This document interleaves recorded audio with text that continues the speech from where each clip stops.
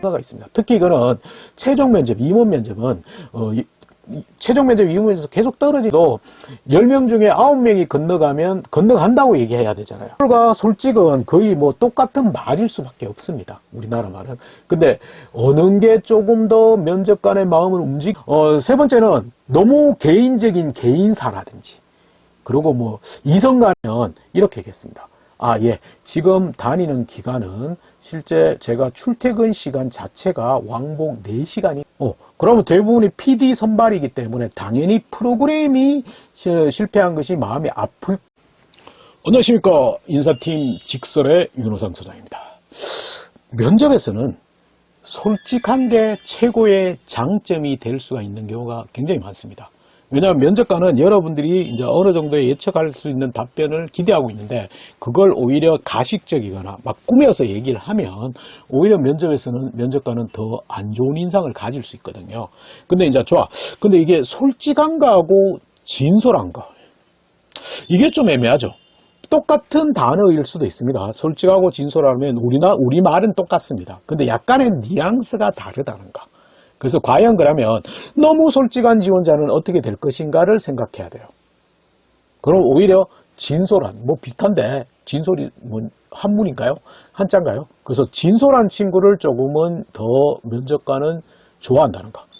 좀 예를 들면 예전에 이제 제가 김국진 현장박진이 나왔을 때 이제 PD를 선발하는 가상 면접 형태입니다. 그래서 PD를 선발하는 과정인데 이제 김국진 씨가 그때 뭔 얘기를 했냐면 면접관한테 사랑에 실패한 게 마음 아플까요? 프로그램 실패가 마음이 아플까요? 이렇게 얘기를 했습니다. 그러면 대부분이 PD 선발이기 때문에 당연히 프로그램이 실패한 것이 마음이 아플 겁니다라고 해야 되는 게 맞다고 생각이 되는데, 면접관은 그걸 다 예상하고 있었겠죠.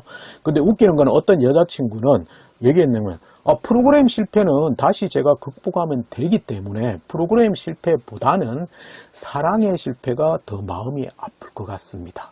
이렇게 얘기한 겁니다. 이거는 굉장히 면접관 입장에서도 좀 진솔함이 느껴졌어요. 그래서 굉장히 긍정적인 평가를 줬다는 거. 근데 솔직한 건 뭐냐? 솔직한 건 좀 생각해 봐야 돼요. 이거는 너무 솔직한 건 제가 이제 모 공공기관의 면접관을 갔는데, 실제 굉장히 좋은 다른 기관에서 근무하고 있는 상태예요. 근데 이제, 이 기관으로 옮깁니다. 근데 이제, 문제는 뭐냐면 급여 수준도 연봉 수준도 약간 떨어지는 거. 그리고 직급도 신입으로 지금은, 물론 그쪽에서는 뭐랄까 과장이라는데, 그래서 그걸 물었어요, 면접관에. 왜 이렇게 지원을 했냐고. 그러니까 너무 솔직하게 얘기하는 거예요. 뭐냐면 이렇게 얘기했습니다. 예, 지금 다니는 기간은 실제 제가 출퇴근 시간 자체가 왕복 4시간이 걸린답니다. 왔다 갔다 출퇴근 합친 시간이. 근데 지금 이 지원하는 기간에서는 출근 시간은 10분밖에 안 걸린다. 바로 옆에 아파트에 살기 때문에 제가 지원했다. 솔직합니다. 근데 과연 면접관은 그 말에 굉장히 마음이 움직였을까요? 전혀 안 움직였습니다. 그게 이제 좀 진솔과 솔직의 차이점이라고 볼 수 있습니다. 그게 좀 애매하긴 애매하겠지만, 그래서 너무 솔직하게 하는 거는 절대적으로 그걸 생각을 해봐야 돼요. 그래서 지원 동기에서 그렇게 솔직하게 개인적인 얘기를 하는 거는 절대적으로 안 되고요. 두 번째는 너무 솔직하게 면접이기 때문에 직무라든지 성격에서 직무라든지 지원 직무라든지 조직에 안 어울릴 수 있는 단점을 솔직하게 얘기하면 그것도 당연히 안 되겠죠. 왜냐하면 기본적으로 뽑는 기준이 직무를 잘할 수 있느냐, 그 다음에 문제는 우리 조직에 잘 어울릴 수 있냐. 직무적합성, 조직적합성을 다 보는데 직무에도 치명적인 단점이 될 수 있고 성격에도 조직에 어울리는 데 성격의 단점을 얘기하면 안 되겠죠. 그래서 그런 것도 너무 솔직하게 얘기하면 안 됩니다. 그리고 세 번째는 너무 개인적인 개인사라든지, 그리고 이성 간의 사랑 이야기 이런 것 좀 안 했으면 좋겠습니다. 이런 것들. 그 다음에 네 번째는 이제 블라인드 면접이다 보니까 굉장히 연령대가 많으신 분도 들어오는 경우가 많습니다. 근데 너무 본인만의 감정적이고 감상적인 이야기라든지 고생했던 이야기 이런 것도 조금은 하면 안 될 것 같아요. 그 다음에는 뽑아만 주시면, 맡겨만 주시면 좋겠습니다. 이런 진짜 솔직한 표현이지만 그런 내용이란 절대적으로 곤란할 것 같아요. 그 다음에 이제 지원회사에 대해서 너무 모르는 거, 그것도 너무 솔직한 거 아닐까요? 당연히 우리 회사에 대해서 모른다면 우리 기관에 대해서 모른다면 왜 뽑아야 됩니까? 그래서 그런 부분도 좀 생각해야 돼요. 그래서 진솔과 솔직은 거의 뭐 똑같은 말일 수밖에 없습니다. 우리나라 말은. 근데 어느 게 조금 더 면접관의 마음을 움직일 수 있는지를 생각해 보셔야 돼요. 그래서 이거는 이제 인성검사하고 비슷한 거예요. 인성검사 할 때도 10명 중에 9명이 건너가면 건너간다고 얘기해야 되잖아요. 그래서 인성검사 이런 형태가 있습니다. 새벽 4시에 횡단보도에 보행자 신호등이 빨간불이다. 건너가실 겁니까? 안 건너가실 겁니까? 근데 대부분은 어떻게 하냐면, 평가니까 건너 안 간다고 체크를 합니다.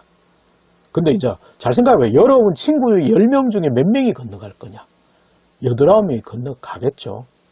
그럼 건너간다고 해야 되잖아요. 그게 진솔함이거든요. 그래서 이게 참 어렵습니다.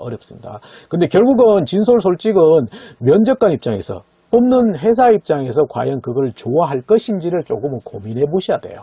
근데 이걸 너무 생각 없이 얘기하시는 분이 실제 면접장에 너무 많기 때문에 이런 얘기를 합니다. 그래서 조금 더 복잡해지셨을 거지만, 그래서 솔직과 진솔은 뉘앙스의 차이가 있다. 오히려 그래서 진솔이란 부분은 내 친구 10명 중에 9명이 이 정도를 할 거다라면 그렇게 답변하는 게 오히려 맞다는 거. 막 꾸며서 보이려고 이렇게 하다 보면 오히려 더 안 좋은 결과가 있습니다. 특히 이거는 최종 면접, 임원 면접은 최종 면접, 임원 면접에서 계속 떨어진 친구가 있어요. 근데 그 원인을 찾아보면 너무 가식적이고 꾸며내고 너무 잘 보이려는 경향이 오히려 임원들한테는 우리 조직에는 잘 안 맞을 거라고 부정적인 인상을 남길 수밖에 없기 때문에 오히려 솔직하게 해서 자꾸 접근하라. 인사 담당자도 면접관도 임원 면접, 최종 면접은 솔직하게 얘기하는 게 가장 좋다고 얘기하는 게 그겁니다. 아시겠죠? 그래서 면접에서는 최고의 장점은 솔직, 진솔? 자꾸 헷갈리는데 좀 본인만의 이야기를 좀 진솔하게, 솔직하게 얘기하는 것이 맞다. 그럼 또 진솔, 솔직 헷갈리네요. 그래서 그런 부분이 약간 있다는 걸 조금은 기억하셨으면 좋겠습니다. 더 헷갈리겠나요? 좋아요. 오늘은 일단은 여기까지 하겠습니다. 더 헷갈리시면 댓글로 예시를 한번 달아보자고요, 우리가. 그래서 항상 좋아요, 구독은 안 누르셔도 됩니다. 그냥 뭐 와서 여러분이 도움 받는다면 그게 제 복이고 제가 해야 될 일일 것 같습니다. 아시겠죠? 좋아요. 지금까지 인사팀 직설의 윤호상 소장이었습니다. 다음에 또 다른 컨텐츠로 다시 만나겠습니다.